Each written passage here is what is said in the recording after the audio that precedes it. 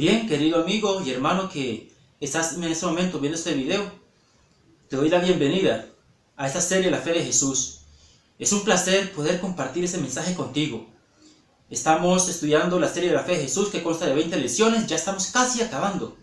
Ya hemos estudiado 18 lecciones de 20. En este momento vamos a estudiar la lección número 19 y ya en el siguiente video concluiremos con la lección número 20. Que así espero que esto haya sido de gran bendición para ti si has seguido la secuencia de las 20 lecciones. Si aún no has tenido la secuencia de todas las lecciones de la número 1, te invito a que la estudies, escuches los videos. Aquí en la descripción del video están todos los enlaces de cada lección para que puedas ir a cada uno de ellos y entonces desde la número 1 tú empieces esta secuencia de estudio de la palabra de Dios.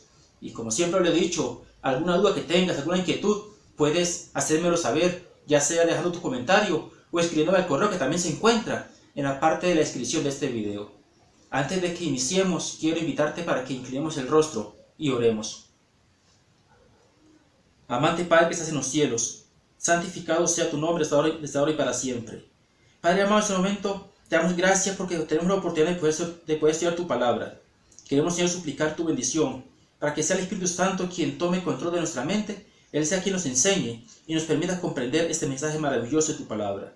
Bendice a la persona que escucha este mensaje y permite, Señor, que también el Espíritu Santo sea su instructor, su maestro, y que le dé sabiduría para cada día poder comprender tu voluntad. En el nombre de Cristo Jesús. Amén. Bien, como ya lo dije anteriormente, estamos en este momento dando inicio a la lección número 19 de la Fe de Jesús. Y esta lección número 19 tiene como título Lo que la Biblia enseña de la vida cristiana. Vamos a ver qué nos enseña la Biblia acerca de cómo debe ser nuestra vida como cristianos. ¿Cuál es la vida cristiana? Entonces, te invito para que tomes tu Biblia y junto conmigo iniciemos este estudio maravilloso de la palabra de Dios. Que así vamos con la primera lección de la primera pregunta de esta lección, que es ¿qué cambio ocurre en la vida al aceptar a Jesús? ¿Qué cambio ocurre en nuestra vida al aceptar a Jesús? Bien, veamos qué nos dice 2 Corintios, el capítulo 5, el versículo 17.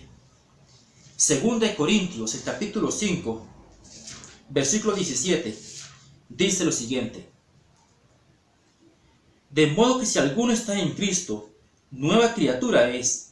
Las cosas viejas pasaron, he aquí todas son hechas nuevas. Entonces mira que hay un cambio importante en nuestra vida cuando aceptamos a Jesús. Empezamos entonces a ser nuevas criaturas. Cuando aceptamos a Cristo Jesús ocurre ese cambio importante. Ya no somos esa persona que éramos tan acostumbrados a los vicios, al mal genio, a la venganza, a la ira, al rencor, a todo lo que es la tendencia al pecado, sino que ahora nacemos como una nueva criatura. Recuerda, en la lección antepasada estudiamos acerca del bautismo. Y cuando nosotros aceptamos el bautismo, morimos al pecado. Y entonces resucitamos siendo una nueva persona en Cristo Jesús. Entonces empezamos a ser nueva criatura, nuevas personas. Ya lo que antes nos gustaba del mundo, empezamos a rechazarlo, a dejarlo atrás. Ya empezamos a sentir desprecio por las cosas del mundo. Y lo que antes no nos gustaba, que eran las cosas de Dios, ahora empezamos a sentir ese gusto por las cosas de Dios. Porque hemos aceptado a nuestro Salvador y empezamos a ver las cosas de una manera diferente. Vamos a la segunda pregunta de esta lección, que es ¿qué nueva experiencia tendremos? ¿Cuál será la experiencia que empezamos entonces a vivir a partir de este momento que hemos aceptado a Cristo Jesús?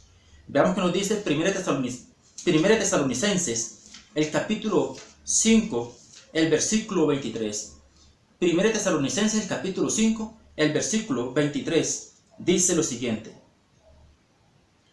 Y el mismo Dios de paz os santifique por completo, y todo vuestro ser, espíritu, alma y cuerpo, sea guardado irreprensible para la venida de nuestro Señor Jesucristo.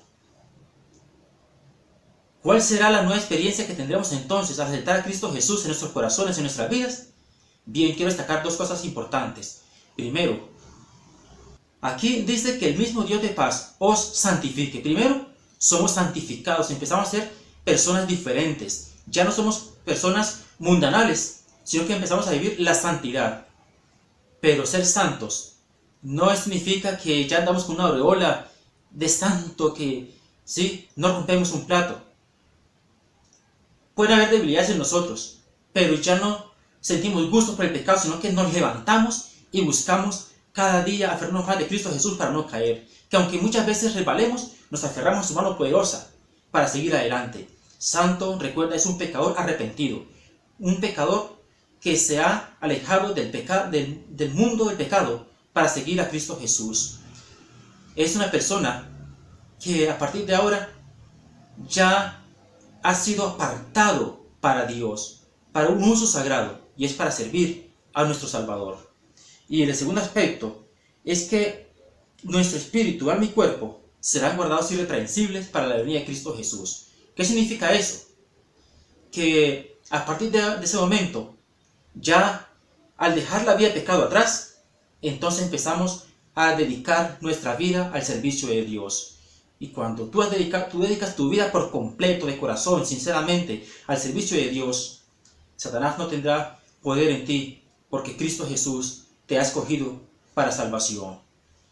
Entonces, la importancia de que cuando hemos estado a Cristo Jesús en nuestras vidas, aferrarnos a Él en oración, de consagrarnos a Él mediante el estudio de la palabra y la oración, para no apartarnos, para no caer de esa santidad y caer nuevamente en la garra del enemigo, sino permanecer en esa santidad que Dios nos comparte, y entonces sí ser guardado para la venida de Cristo Jesús irreprensiblemente. La tercera pregunta de esta lección es: ¿cuál es la actitud ante las pruebas? ¿Cuál es la actitud correcta ante las pruebas? Bien, sabemos que todos enfrentamos pruebas, dificultades, pero ¿cómo afrontamos como cristianos esas pruebas que sobrevienen a nuestra vida? Bien, veamos qué nos dice 1 Pedro, el capítulo 4, versículos 12 y 13. 1 Pedro, el capítulo 4, versículos 12 y 13, nos dice lo siguiente: Amados, no os sorprendáis del fuego de prueba que os ha sobrevenido, como si alguna cosa extraña os aconteciese, sino gozaos por cuanto sois participantes de los padecimientos de Cristo, para que también en la revelación de su gloria os gocéis con gran alegría. Entonces, ¿cuál es la actitud correcta ante las pruebas del cristiano? Nosotros como cristianos enfrentamos las pruebas con gozo, con alegría. ¿Por qué? Porque somos participantes de los sufrimientos de Cristo Jesús. Y con eso quiero que entiendas algo importante. La vida cristiana, cuando tú aceptas a Cristo Jesús en tu corazón, no significa que tus problemas se acaban allí. No significa que tus problemas se solucionaron y que no vas a tener más problemas. Por el contrario, van a venir más pruebas, van a venir más luchas, más dificultades, porque el enemigo se llena de ira cuando un súbdito suyo les ha arrebatado de sus garras para la salvación, para Dios. Y entonces con más intensidad ataca para hacerte apartar de los caminos de Dios. Pero cuando tú has aceptado a Cristo Jesús y comprendes el gran sacrificio que Él realizó por ti en la cruz del Calvario a fin de salvarte, entonces todas esas pruebas, en vez de afligirte, en vez de angustiarte, en vez de llenarte de tristeza, te llenan de gozo, de alegría, porque sabes que estás cerca de Dios y porque Dios ahora es tu Salvador y el enemigo se siente derrotado. Entonces, la actitud correcta ante las pruebas es enfrentarlas con gozo, con alegría. Eso es lo que hace la diferencia entre el que ama a Dios y el que no lo ama. El que no lo ama, el que no hace todo Dios en su vida, en su corazón, se frustra, se llena de angustia, se desespera con las pruebas, con las dificultades, pero el cristiano las afronta con serenidad, con paciencia, con tranquilidad, porque sabe que su libertador es el Dios de los cielos, nuestro Señor Jesucristo. La cuarta pregunta de esta lección es: ¿cuál es el indispensable alimento espiritual diario? ¿Cuál es nuestro alimento indispensable espiritual? Tú sabes que todos los días tienes que alimentarte, ¿cierto? Todos los días tienes que desayunar, almorzar, cenar, o por lo menos 2 comidas, o comer algo en el día, para poder subsistir, para poder sobrevivir. La vida espiritual también requiere de un alimento. ¿Cuál es ese alimento indispensable diario para nosotros en la vida cristiana? Veamos qué nos dice Deuteronomio capítulo 6, versículos 6 al 9, y Jeremías capítulo 15, versículo 16. Dice entonces Deuteronomio capítulo 6, versículos 6 al 9, lo siguiente: y esas palabras que yo te mando hoy estarán sobre tu corazón, y las repetirás a tus hijos, y hablarás de ellas estando en tu casa, y andando por el camino, y al acostarte, y cuando te levantes, y las atarás como una señal en tu mano, y estarán como frontales entre tus ojos, y las escribirás en los postes de tu casa y en tus puertas. Y Jeremías 15, 16 dice: fueron halladas tus palabras, y yo las comí, y tu palabra me fue por gozo y por alegría en mi corazón, porque tu nombre se invocó sobre mí, oh Jehová, Dios de los ejércitos. Entonces, ¿cuál es el indispensable alimento diario para nuestra vida espiritual? La palabra de Dios. No puedes pelear la lucha contra Satanás, contra el enemigo, si no te alimentas de la palabra de Dios. No puedes tener fuerza espiritual si no tomas este alimento de la palabra de Dios. Jesús dijo: no solo de pan vivirá el hombre, sino de toda palabra que sale de la boca de Dios.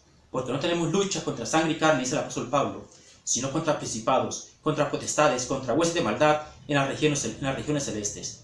Entonces, la única seguridad que tienes para enfrentar las acechanzas del enemigo es estar cimentado en la palabra de Dios. Y para eso debes estudiarla, debes investigarla, debes profundizar en ella y dejar que sea ella la que te hable a ti.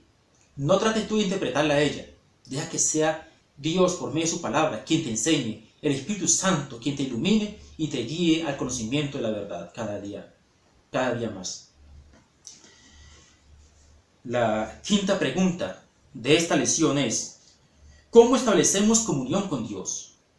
¿Cómo es la forma para nosotros comunicarnos con Dios?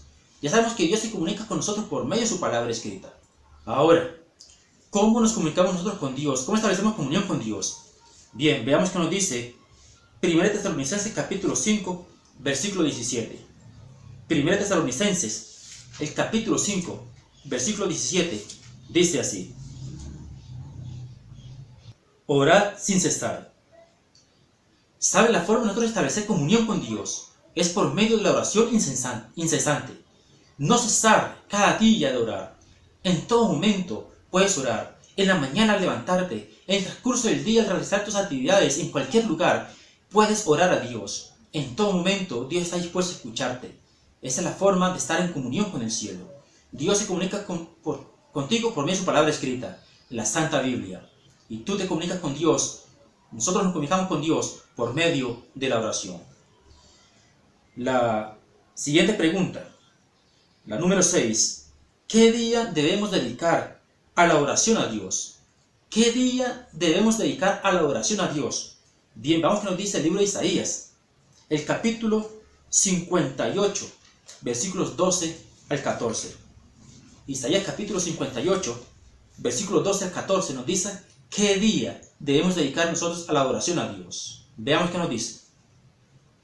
Y los tuyos edificarán las ruinas antiguas, los cimientos de generación y generación levantarás, y serás llamado reparador de portillos, restaurador de calzadas para habitar. Si retrajeres del día reposo tu pie, de hacer tu voluntad en mi día santo, y lo llamares delicia, santo, glorioso de Jehová, y lo venerares, no andando en tus propios caminos, ni buscando tu voluntad, ni hablando tus propias palabras, entonces te deleitarás en Jehová, y yo te haré subir sobre las alturas de la tierra, y te haré a comer la heredad de Jacob tu padre, porque la boca de Jehová lo ha hablado. Si apartares tu pie de profanar mi día santo. ¿Cuál es el día santo de Dios? ¿Cuál fue el día que Dios santificó? Claramente vemos en Génesis capítulo 2, versículos 1 al 3, que Dios reposó en el séptimo día, sábado, lo bendijo y lo santificó. Ese es su día santo. Y en toda la Biblia podemos encontrar referencia en cuanto al sábado como el día santificado por Dios. Entonces, ¿cuál es el día que debemos dedicar a la oración a Dios? Como Él lo estableció en su palabra, es el sábado. Es el sello de su creación. Es el sello que lo identifica a Él como creador y como redentor y como santificador. Entonces, cuando tú guardas el sábado como día de reposo especial para adorar a Dios, además de que descansas, también recibes bendición y también recibes la santificación que Dios por medio de él otorga. La siguiente pregunta, la número 7. ¿Qué acostumbraba a hacer Jesús los sábados? ¿Qué acostumbraba Jesús a hacer los sábados? Veamos qué nos dice el libro de Lucas, el capítulo 4, versículo 16. Lucas, el capítulo 4, versículo 16, dice lo siguiente. Vino a Nazaret, donde se había criado, y en el día de reposo, sábado, entró en la sinagoga conforme a su costumbre y se levantó a leer. ¿Qué acostumbraba Jesús a hacer entonces los sábados? Ir a la sinagoga, ir al templo, ir a la iglesia y también compartir la lectura de la palabra de Dios. Entonces, que seguimos el ejemplo de Cristo Jesús. Jesús guardó el sábado, yo también lo hago. Y en ninguna parte menciona que él abolió el sábado. En ningún momento dice que cambió la santidad del sábado al domingo. El día de Dios que Jesús mismo obedeció y santificó por toda la eternidad es el sábado. Por lo tanto, yo, como cristiano, como seguidor de Cristo Jesús, guardo el sábado porque sigo el ejemplo de mi amante Salvador, porque amo a Dios, porque si me amáis guardad mis mandamientos, dijo Jesús, y yo amo a Dios y por eso guardo sus mandamientos y lo reconozco por medio de la observancia del sábado, que Él es mi creador y que Él es mi redentor y que solamente por medio de Él soy santificado. La pregunta número 8 es, ¿qué misión confió Jesús a su iglesia? Tú y yo somos la iglesia de Dios, hacemos parte de la iglesia de Dios. ¿Qué misión nos encomendó Jesús como iglesia? Bien, veamos qué nos dice Mateo capítulo 24, versículo 14 y capítulo 28, versículo 19. Mateo capítulo 24, versículo 14 y 28 y 19, dice así. Mateo 24, 14. Y será predicado este evangelio del reino en todo el mundo, para testimonio de todas las naciones, y entonces vendrá el fin. Y el 28, 19 dice, por tanto, id y haced discípulos a todas las naciones, bautizándolos en el nombre del Padre, y del Hijo, y del Espíritu Santo. ¿Cuál fue la misión que Jesús nos encomendó como su iglesia? Predicar el evangelio a todo el mundo. Lo que yo hoy he aprendido por la palabra de Dios, lo estoy compartiendo contigo, porque es mi misión. Es mi deber dar a conocer a otros este mensaje de salvación, porque de gracia recibimos la salvación, también debemos dar a otro de gracia. Y también, por eso tú, lo que hoy has aprendido, lo que aprendes cada día a través de la palabra de Dios, no debes quedarte con ello. Debes compartirlo con otras personas que no lo conocen, para que otros más también puedan conocer de este maravilloso amor de Dios, de esa salvación que Él nos ofrece gratuitamente a ti y a mí.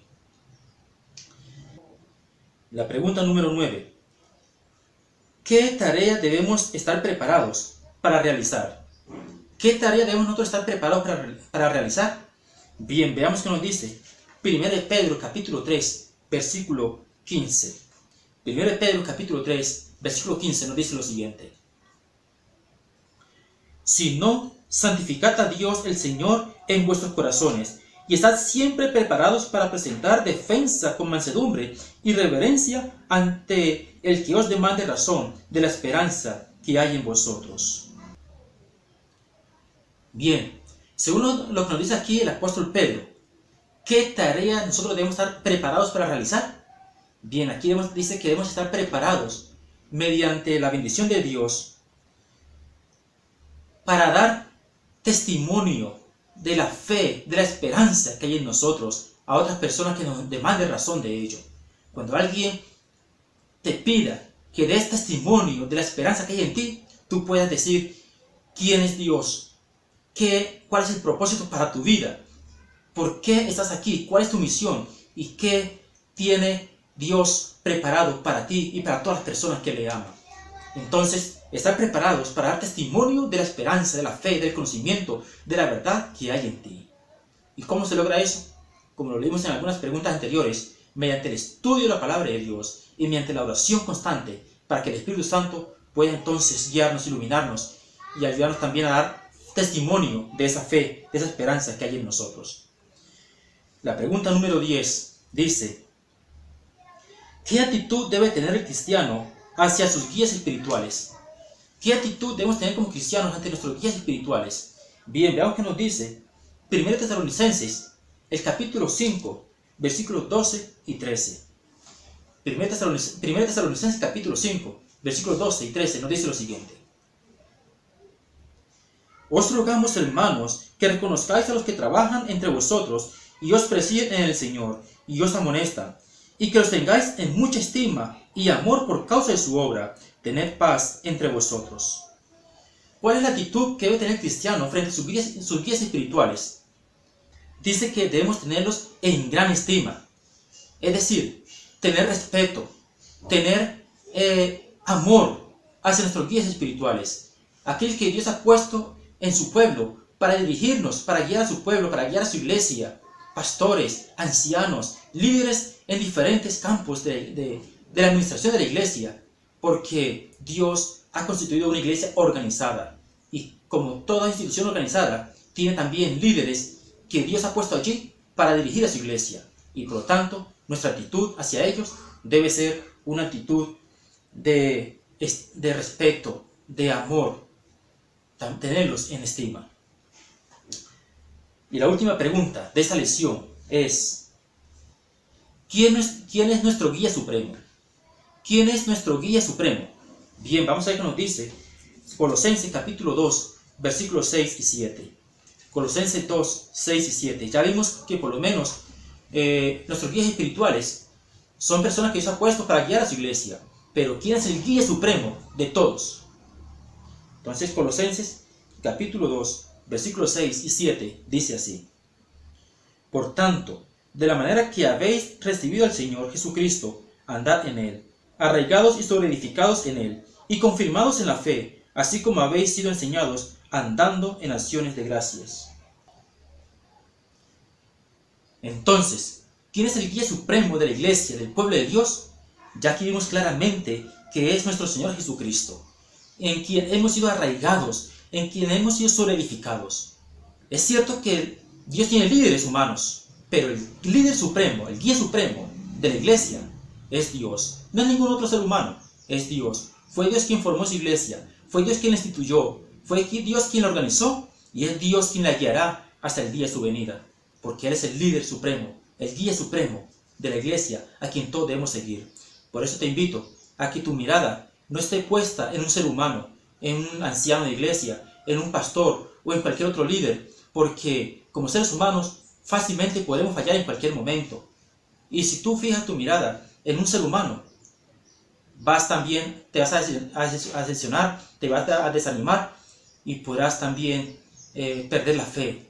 Pero recuerda que no es esa persona, no es el pastor, no es el anciano, no es ese guía espiritual que me va a salvar. Es Cristo Jesús, el único que no cometió pecado, nuestro ejemplo perfecto, nuestro modelo perfecto a seguir. Por lo tanto, aunque como miembros del pueblo de Dios hemos sido constituidos como líderes en diferentes campos misioneros de la iglesia de Dios, recordemos que el único ejemplo a quien debemos imitar, a quien debemos mirar, es a Cristo Jesús. Firmes hacia adelante, sin importar qué hagan los demás, porque yo sigo ese modelo perfecto que es Cristo Jesús. Por eso te invito a que no mires la acción de una persona, el ejemplo, el testimonio de una persona, porque como seres humanos también fallamos y podemos apartarnos de la fe, aún siendo grandes conocedores de la verdad. Pero Jesús es el único que te va a salvar, el ejemplo perfecto, el modelo que tú debes imitar. Te invito a que a partir de hoy empieces a vivir una vida cristiana conforme a los principios establecidos por Dios en su palabra, conforme a su ley. Recuerda, cristiano significa ser seguidor de Cristo Jesús. Y ser seguidor de Cristo Jesús significa imitar su ejemplo, ser como Él es, andar como Él anduvo, vivir como Él vive y querer cada día imitarlo a Él. Eso es ser un cristiano. Bien, para terminar este estudio, tomemos una decisión entonces muy importante. ¿Qué decisión debo tomar entonces? Muy bien, mi decisión es: con la ayuda de Dios y siguiendo a Jesús, procuraré ser fiel. Entonces, recuerda, con la ayuda de Dios y siguiendo a Jesús, su ejemplo, podrás ser un cristiano fiel. Que Dios te ayude a ser ese cristiano fiel, decidido, santificado por Dios, para gloria de su nombre. Quiero invitarte para que concluyamos con una oración. Amado Padre, gracias te damos por tu amor y por tu misericordia, y porque en tu palabra podemos saber cuál es la vida del cristiano, cómo debemos ser como cristianos, como hijos tuyos. Ayúdanos, Padre amado, cada día poder ser como Cristo Jesús, poder seguir su ejemplo y poder cada día, Padre amado, reflejarlo en nuestro carácter. Bendice, Señor, a la persona que escucha este mensaje y permite, Señor, que también él pueda ser un cristiano que te honre y te glorifique cada día en su vida. Padre amado, te damos gracias por tu amor y por tu misericordia. En el nombre de Jesús. Amén. Bien, te invito a que no te pierdas la siguiente lección. Recuerda, un cristiano es aquel que está dispuesto a seguir a Cristo Jesús donde quiera que él vaya. Y así como Cristo Jesús sufrió pruebas y dificultades, como cristianos también las enfrentamos. Pero lo maravilloso que podemos saber es que todo lo podemos en Cristo, que nos fortalece, como dice Filipenses 4:13. Entonces, con Cristo somos más que vencedores. Por tanto, te invito a que sigas adelante. Ánimo. Y nunca te dejes vencer por el enemigo, porque de Dios vendrá una gran victoria. Dios te bendiga.